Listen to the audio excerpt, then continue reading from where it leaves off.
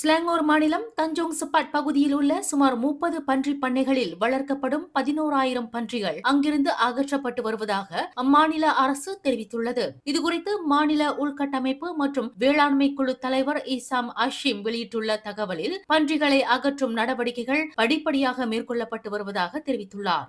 மேலும் தற்போது அங்கு வளர்க்கப்படும் பன்றிகள் இன்னும் முழுமையாக வளர்ச்சி அடையாததால் அவற்றை இறைச்சி கூடங்களுக்கு அனுப்பவோ அல்லது அழிக்கவோ முடியாது என்றும் அவர் குறிப்பிட்டுள்ளார். இதனிடையே கம்போங் லடாக் தும்போ பகுதியில் செயல்பட்டு வந்த பன்றி பண்ணைகள் மூடப்பட உள்ளதாக கடந்த ஜனவரி மாதம் அறிவிப்புகள் வெளியாகின. இந்நிலையில் தஞ்சோங் சப்பாட் பகுதியில் உள்ள பன்றி பண்ணை உரிமங்களை புதுப்பிப்பதற்கு மாட்சிமை தங்கிய ஸ்லாங்கூர் மாநில சுல்தான் ஷரஃபுடின் இட்ரிஸ் ஷா ஒப்புதல் வழங்க மறுத்ததை அடுத்து அப்பண்ணைகளையும் மூடும் நடவடிக்கைகள் மேற்கொள்ளப்பட்டதாக தெரிவிக்கப்பட்டுள்ளது.